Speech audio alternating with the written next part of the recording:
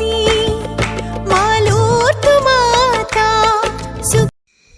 पिता पुत्र परिशुद्धात्मा नामమున ప్రభువునందు మిక్కిలి ప్రియులారా, లూర్దు మాత మహోత్సవాన్ని కొనియాడుతున్న మనం ఆ పరిశుద్ధ తల్లిని ఏ రీతిగా మనం గౌరవిస్తున్నాము అని ఆలోచించినట్లయితే, అమ్మ అనురాగం అపురూపమైనది, మాత మమకారం మరువులేనిది, తల్లి ప్రేమ తరుగులేనిది, జనని పొందిన జన్మ ధన్యమైనది.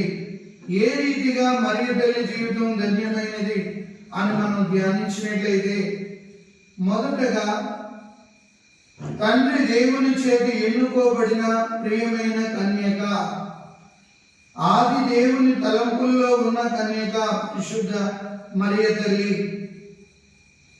ఎందుకనగా ఆమెను దేవుడు జన్మ పాపము లేకుండా సృష్టించి ఉన్నాడు. జ్వాకీము అన్నమ్మల గర్భంలో జన్మ పాపము లేకుండా జ్వాకీము అన్నమ్మల గర్భంలో మరి ముఖ్యంగా ఉంచడానికి సిద్ధపడ్డాడు. అంటే పాపము లేని పావన కన్యక, పాపము లేని తల్లి కాబట్టి దేవుణ్ణి మోయడానికి శక్తిని కలిగి ఉంది. రెండవది, ఆమెను అనుగ్రహాలతో నింపి ఉన్నారు. అందుకే గాబ్రియేలు దూత చెప్తుంది, పరిపూర్ణురాలా నీకు శుభం. సో అనుగ్రహాలన్నీ ఉన్నాయి. ఎందుకనగా దైవ కుమారుని తన గర్భంలో మోయాలి. ఎప్పుడైతే దైవ కుమారుని మోయాలో తగిన అనుగ్రహాలతో ఆ తల్లి నింపబడి ఉంది.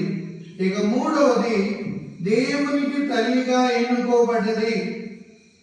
ఈ మూడు విషయాలు మనం గుర్తించుకున్నట్లయితే, పాపము లేకుండా ఆవిడ జన్మనిచ్చింది, పాపము లేని పావన కన్యకగా ఆవిడ అలరాడుతుంది. కాబట్టి పాపాత్ములమైన మనం ప్రతిరోజు మనం చెప్పే జపమాలలో లేకపోతే మంగళవార్త జపంలో పరిశుద్ధ మరియ తల్లి సర్వేశ్వరుని యొక్క మాత, పాపాత్ములమైన మా కొరకు ఇప్పుడును మా మరణ సమయం వరకు ప్రార్థించండి అనే తల్లిని వేడుకుంటున్నాం. మనం అనుదినము ఏదో ఒక శోధనలోనూ పాపంలోనూ పడిపోతుంటాం, ఏదో బలహీనతకు లోనవుతుంటాం. ప్రార్థన చేయాలనుకుంటాం, చేయలేకపోతుంటాం. బైబిల్ చదవాలనుకుంటాం, చదవలేకపోతుంటాం. దేవుని ఆలయానికి వెళ్ళాలనుకుంటాం, వెళ్ళలేకపోతాం. కాబట్టి ఆ తల్లి యొక్క సహాయం ఎప్పుడైతే మనకు అందుతుందో, జపమాల ద్వారా ప్రతిరోజు ఒక 20 నిమిషాలు జపమాలను మనం ధ్యానించగలిగితే ఆ తల్లి తన సంపూర్ణ సహకారాన్ని మనకు అందిస్తుంది. మనలో ఉన్న శోధన నిరంతరం ఆ తల్లి తన పవిత్ర పాదాల కింద అణగదొక్కుతుంది.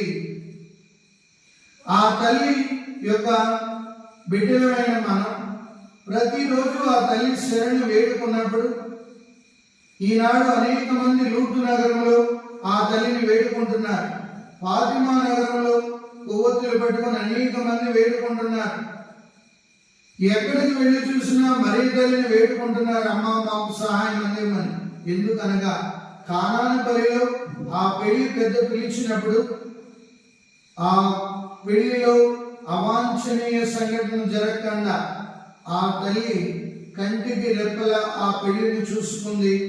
ఎక్కడైతే శోధన మొదలవుతుందని ఆలోచించిందో ఆ తల్లి ఆ శోధన దగ్గరికి నిలబడి చూసి తన కుమారునికి విన్నవించింది, కుమారా, వీరికి ద్రాక్షరసం తక్కువైపోయిందని.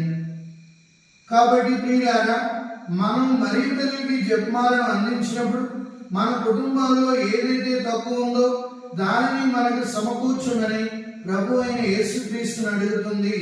తద్వారా మనం అనుగ్రహాలు పొందుకోగలుగుతాం, ఆ తల్లి యొక్క బిడ్డలుగా తయారు కాగలుగుతాం. అందుకే ముఖ్యమైన విషయాలు మనం గుర్తించుకున్నట్లయితే, పాపము లేని కన్యకగా జన్మించింది.